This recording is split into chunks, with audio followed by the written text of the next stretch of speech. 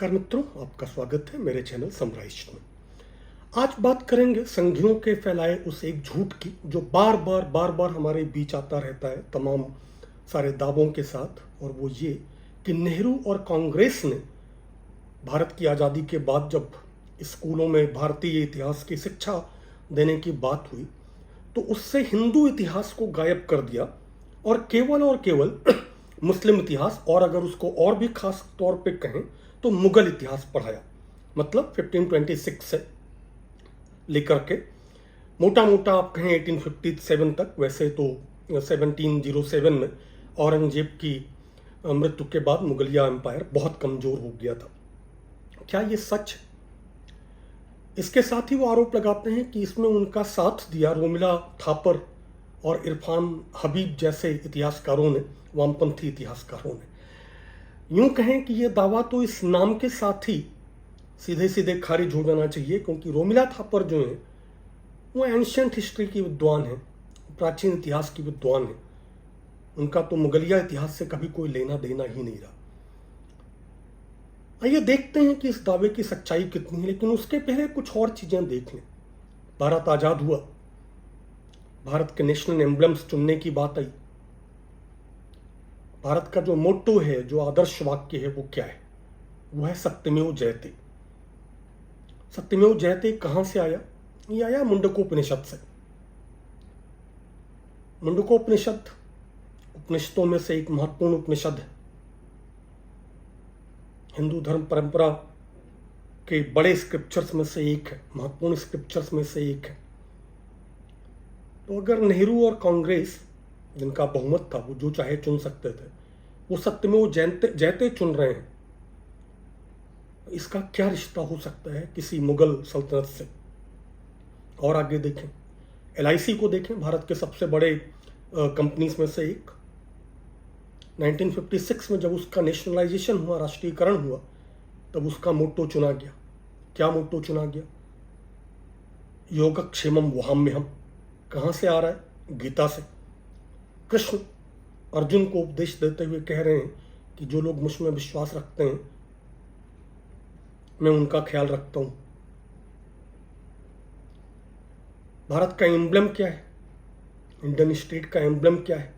अशोक स्तंभ, जो शेर की मूर्तियां हैं जो चारों। उसके बारे में तो कुछ बताने की जरूरत ही नहीं कि कहां से आ रहा है। कायदे से तो ये शिकायत की जा सकती है कि भारत के किसी भी इंसिग्निया में भारत का राष्ट्रगान है वंदे मातरम, राष्ट्रगीत है वंदे मातरम, राष्ट्रगान है जनगण मन। आप इस तरह के जितने भी इंसिग्निया देखें, भारत सरकार के जो ऑफिशियल इंसिग्निया हैं, मंत्रालयों के जो ऑफिशियल इंसिग्निया हैं, इंस्टीट्यूशंस के जो ऑफिशियल इंसिग्निया हैं, जो एम्ब्लम्स हैं, वो ज़्यादातर लगभग 100% बौद्ध, जैन और हिंदू ट्रेडिशंस हैं। ज़्यादातर उनमें से हिंदू ट्रेडिशंस हैं।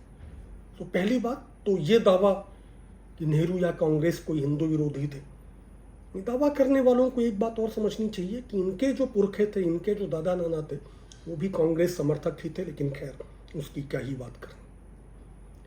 मैं 8वीं तक यूपी बोर्ड का स्टूडेंट रहा। उसकी इतिहास की किताबों में मुझे याद है, मौर्य भी थे, चंद्रगुप्त मौर्य भी थे, शक भी थे, कुषाण भी थे। उसमें मुझे याद है हिंदी की किताब में जिन लोगों का जिक्र था, उसमें सुभद्रा कुमारी चौहान की जो कविता है, झांसी की रानी खूब लड़ी मर्दानी, वो थी। तो इस तरह के जो बेहुदा आरोप हैं, जो झूठ है, उनको सच वही लोग मान सकते हैं जिन्होंने तब पढ़ाई नहीं की। 9th क्लास से मैं NCERT में चला गया। मुझे हिंदी की किताबों का PDF वगैरह नहीं मिला, लेकिन मैंने सोचा कि NCERT में देख लेते हैं कि इतिहास में क्या पढ़ाया जा रहा था कांग्रेस और नेहरू के समय में। तो कांग्रेस और नेहरू के समय की जो 6वीं की किताब है, 6th क्लास की जो हिस्ट्री टेक्स्ट बुक है, वो सिंधु घाटी सभ्यता से, इंडस वैली सिविलाइजेशन से शुरू होती है और हर्षवर्धन पे खत्म होती है। मुझे याद आया कि यूपी बोर्ड में भी 8वीं तक मैंने हर्षवर्धन की कहानी पढ़ ली थी। ये भी याद है कि उसमें वेनसांग के आने का भी जिक्र था कि वे हर साल अपनी सारी संपत्ति दान कर देते थे। एक बार Indus valley civilisation Hindu civilisation नहीं है, प्री वैदिक है, लेकिन उसका इस्लाम से भी कोई रिश्ता नहीं। तो ये माना जा सकता है कि 6वीं की जो किताब है एनसीईआरटी की, और उसी पे मॉडल्ड हैं ज़्यादातर जो स्टेट बोर्ड्स हैं, वो भी वही प्रक्रिया, वही मॉडल अपनाते हैं, वही आदर्श, वही प्रतिरूप अपनाते हैं। वे शुरू होते हैं इंडस वैली से, सिंधु घाटी की सभ्यता से, और पहुंचते हैं हर्षवर्धन तक। पूरे के पूरे हिंदू हिस्ट्री आप इसे मान सकते हैं।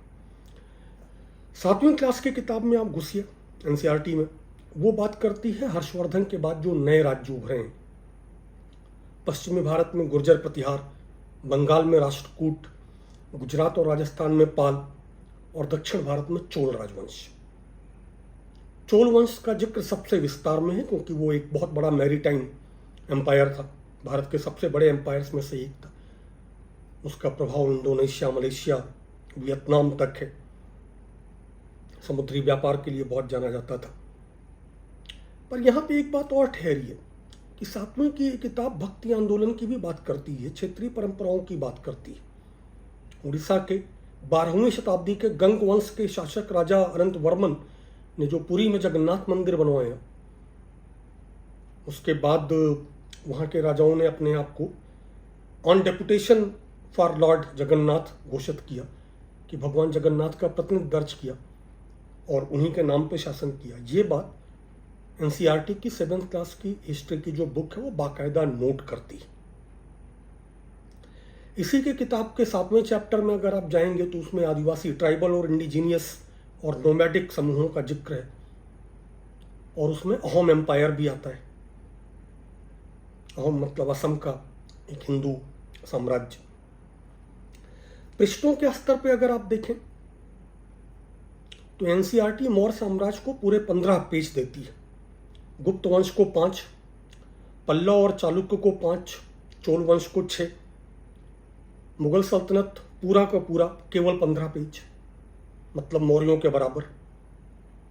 जबकि उसका जो इम्पैक्ट है और उसका जो आधुनिक भारत की जो सीमाएं हैं, चोल साम्राज्य की सीमाओं को अगर आप आधुनिक भारत की सीमाओं से कंपेयर करेंगे तो आपको बहुत उसमें सातत्यता नहीं मिलेगी। नॉर्थ इंडिया का एक बड़ा हिस्सा कभी चोल वंश के अंदर रहा ही नहीं। मौर्य वंश है जो आज के इंडिया को कोरेस्पॉन्ड करता है।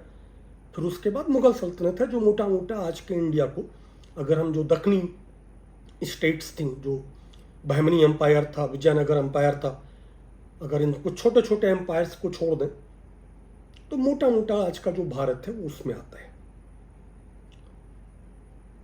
अब अगर आप यहाँ पे देखें कि कुल 15 पेज हैं मुगल साम्राज्य को, मौर्य को भी 15 हैं, चोल वंश को 6 हैं, राष्ट्रकूट प्रतिहार सब पढ़ाए जा रहे हैं। और अगर आप इस स्तर पे देखेंगे तो एनसीईआरटी की जो किताबें हैं, इतिहास की जो किताबें हैं, वो मुगलों से कम 10 गुना ज़्यादा पढ़ा रही हैं अन्य वंशों के बारे में, जो हिंदू वंश, मोटा मोटा जो हिंदू वंश। 8वीं की किताब वो फिर कॉलोनियल एम्पायर पे चली जाती है, ईस्ट इंडिया कंपनी से शुरू करती है, 1857 के विद्रोह की बात करती है, भारत के पहले स्वतंत्रता संग्राम की बात करती है। लेकिन उसमें भी और भी जो प्रोसेसेस हो रही हैं भारत में, जो आदिवासी समाज हैं उनकी भी बात करती है। दिकू जो एक कॉन्सेप्ट उभर रहा है उस पर बात करती है। 1857 का पूरा संग्राम उसमें। तो ये जो आरोप है वो एक बहुत झूठा आरोप है कि भारतीय इतिहास में से हिंदू इतिहास को गायब करने की कोई कोशिश की गई। मुझे नहीं लगता कि ऐसे लोग जिन्होंने किताबों का मुंह ना देखा हो, कुंजियों से पास किया हो, उनके अलावा और कोई इस बात पर विश्वास करेगा। लेकिन बाकी भी अगर आप देखें, नेहरू जब भारतीय विकास की बात करते हैं, जब इंस्टीट्यूशंस बिल्डिंग की बात करते हैं, तब वो टेम्पल्स ऑफ मॉडर्न इंडिया बोलते हैं।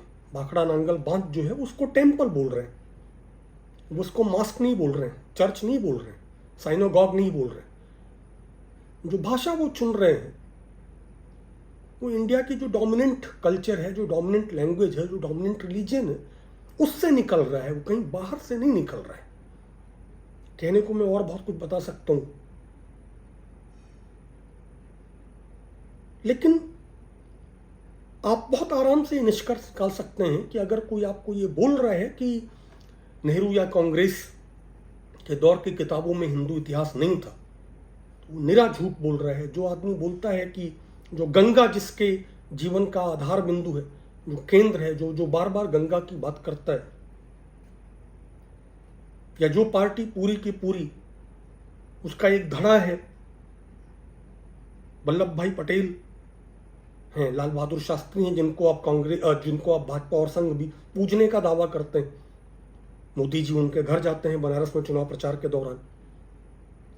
इन लोगों के रहते अगर आप आरोप लगा रहे हैं तो आप वल्लभ भाई पटेल पर भी आरोप लगा रहे हैं, आप नेहरू पे आरोप आप नहीं लगा रहे हैं, आप लाल बहादुर शास्त्री पे आरोप लगा रहे हैं, आप गुलजारी लाल नंदा पे आरोप लगा रहे हैं, आप उन मोरारजी देसाई पे आरोप लगा रहे हैं जिनकी सरकार में पहली बार भाजपा को, तब जनसंघ को, सत्ता सुख चखने का अवसर मिला।